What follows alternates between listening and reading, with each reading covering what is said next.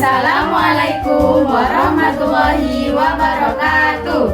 Kami dari kelompok reproduksi virus corona ingin mempresentasikan hasil kita. Saya Tati, ini Johan, ini Almira, dan yang terakhir adalah Razita. Baiklah, dimulai dari Razita. Yang pertama adalah penempelan atau adsorpsi. Permulaan, partikel virus bertemu sel inang atau misel epitel pernapasan. Spike protein atau S pada permukaan virus mengenali dan menempel pada reseptor ACE2 pada permukaan sel manusia. Interaksi S-ACE2 menentukan tropisme virus atau sel mana yang bisa diinfeksi. Yang kedua, masuk ke dalam sel atau entry.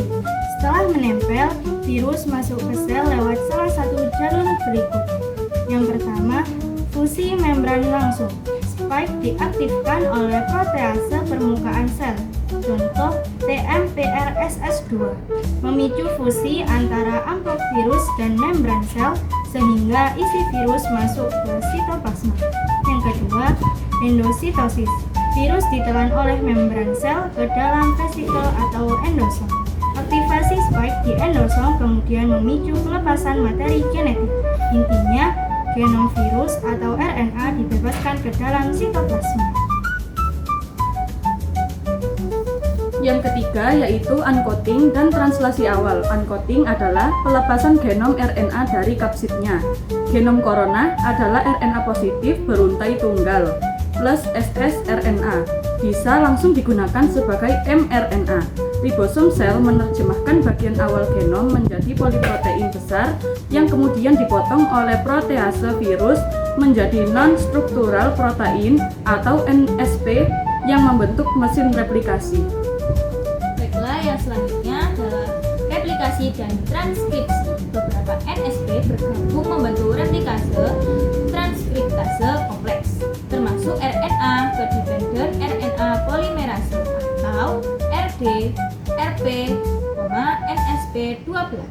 Kompleks ini menyusun membran khusus, yaitu misdouble ke membran vesicles, sebagai tempat replikasi untuk melindungi RNA dari sensor seluler. Fungsi utamanya replikasi, membuat salinan genom RNA plus baru lewat template.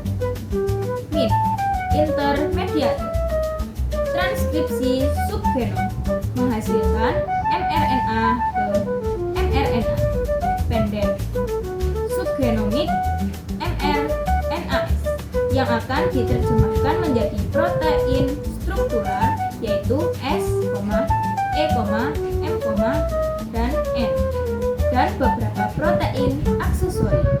Catatan pentingnya, beberapa protein non-struktural juga berperan mengurangi respon imun seluler, yaitu interferon. Selanjutnya adalah sintesis protein struktural dan perakitan atau packaging. Protein struktural SME disintesis pada ribosom yang berasosiasi dengan retikulum endoplasma atau RE dan dimasukkan ke lumen RE. N-protein berikatan dengan RNA genom di sitoplasma. Perakitan partikel virus terjadi di ERGID atau ER-Golgi Intermediate Compartment. Genom terbungkus oleh kapsid atau N dan mendapat amplop dari membran yang mengandung protein MES. Yang keenam yaitu pelepasan atau exositosis. Virion yang selesai dibentuk dikemas ke vesikel sekretory dan dilepaskan dari sel melalui jalur exositosis atau budding ke lumen sekretory sehingga virus keluar dan dapat menginfeksi sel lain. Pelepasan ini kadang menyebabkan kerusakan sel dan memicu respons inflamasi. Dampak pada sel dan tubuh. Infeksi bisa memicu kematian atau disfungsi sel. Pelepasan sitokin proinflamasi dan rekrutmen sel imun. Respon imun adaptif penting untuk membersihkan infeksi dan menjadi dasar vaksinasi. Variasi pada spike protein dapat memengaruhi menempel atau entry dan efikasi antibodi. Istilah singkatnya yaitu glosari. Spike S adalah protein permukaan virus yang mengikat ACE2. ACE2 adalah reseptor membran pada banyak sel manusia. Pintu masuk untuk SARS, MIN, CoV, MIN2. RGRB atau NSP12 adalah enzim yang menyalin RNA virus. Endositosis atau fusi adalah dua mekanisme masuknya virus ke sel. Subgenomik mRNA, mRNA pendek yang diproduksi virus untuk membuat protein struktural. Baiklah, selanjutnya adalah yang bagian lisogenik.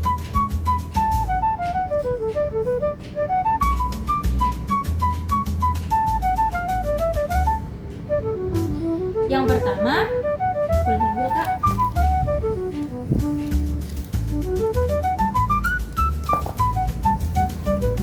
Yang pertama adalah coronavirus, yaitu virus menempel pada permukaan sel inang dan memasukkan materi genetiknya, yaitu RNA atau DNA, ke dalam sel.